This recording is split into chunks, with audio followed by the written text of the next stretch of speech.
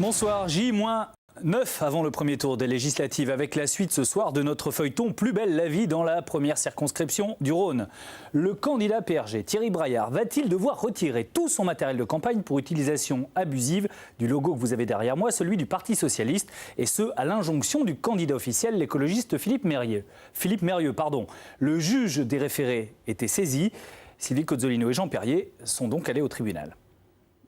C'est une bataille fratricide qui tourne à la guerre des roses. La rose et le poing, emblème du Parti Socialiste, est une marque déposée. Les slogans sont réservés à ses candidats investis, ce qui n'est pas le cas de Thierry Braillard, radical de gauche, dans la première circonscription du Rhône, qui utilise ces symboles pour son matériel électoral.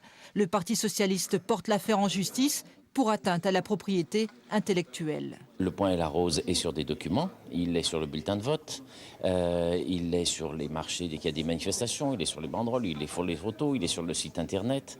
Les couleurs sont les mêmes, les slogans sont les mêmes, la majorité présidentielle avec François Hollande et cette écriture si particulière qui a été reconnue comme slogan, tout ça c'est le même. Pour l'avocat de Thierry Braillard, ce dossier ne peut être plaidé devant cette juridiction, c'est du ressort du Conseil constitutionnel et la propriété intellectuelle n'est pas menacée. On s'est appuyé sur l'allégation d'un droit moral du Parti socialiste sur toute une quantité de slogans, mais qui sont des slogans composés de mots simples, arrangés de façon banale, qui tendent simplement à permettre à quelqu'un de dire qu'il est favorable à François Hollande. Le Parti socialiste demande la destruction du matériel électoral. La justice rendra sa décision lundi matin. Entre Thierry Braillard et Philippe Mérieux, candidat investi, la vie électorale n'est pas un lit de roses.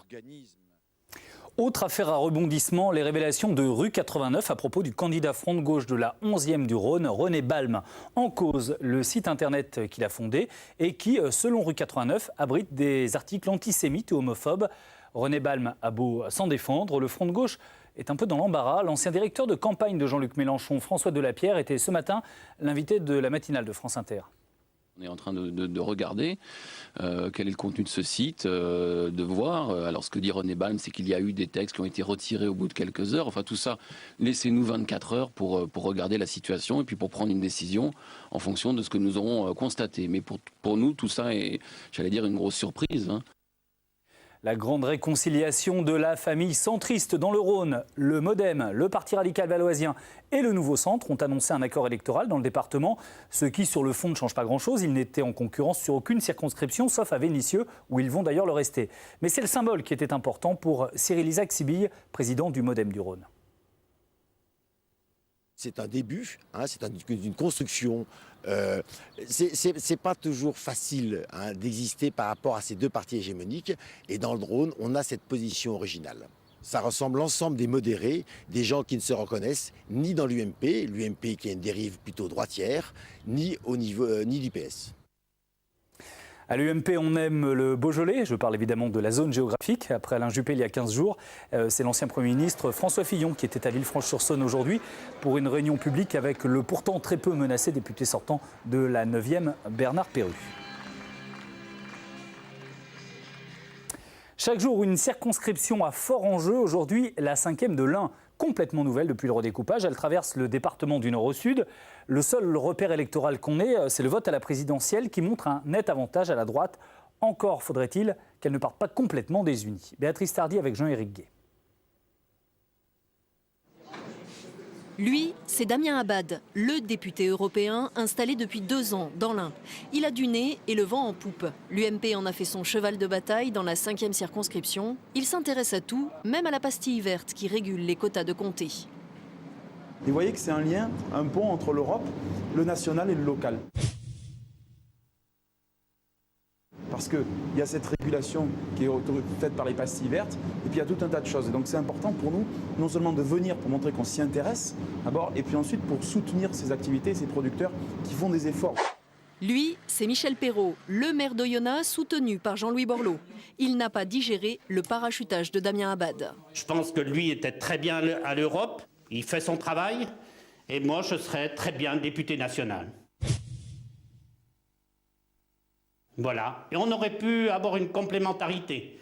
Mais les instances parisiennes, qui sont des bien-pensants, impose des décisions. À droite, donc, ça se déchire. Et c'est l'extrême droite qui se frotte les mains.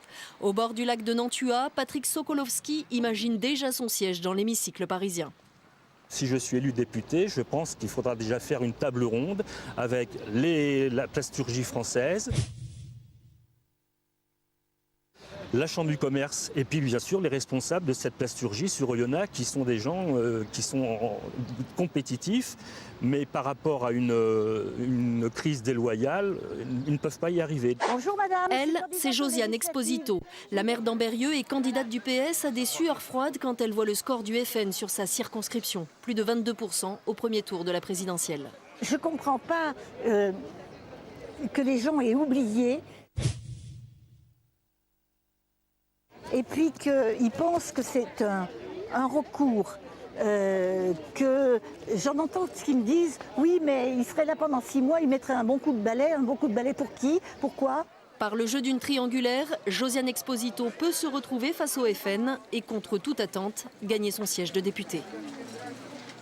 Il y a 9 autres candidats, Jean-Michel Boulme, Bernard Favre, Patrick Royer, Mylène Ferry, Bernard Léger, Guy Largeron, Christophe Céressé-Rolanès, Brigitte Sansano et Jean Gallienne.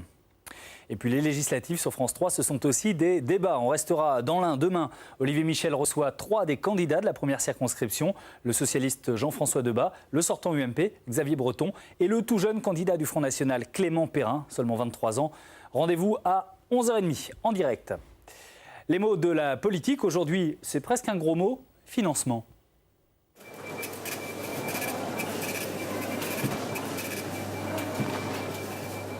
Si pour être élu, il faut payer de sa personne, il faut aussi dépenser. Mais pas sans compter.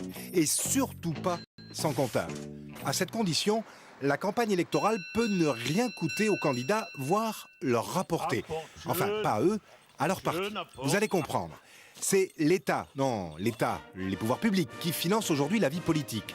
Pour les législatives, plafond du remboursement 46 740 €, plus 18 centimes par habitant de la circonscription.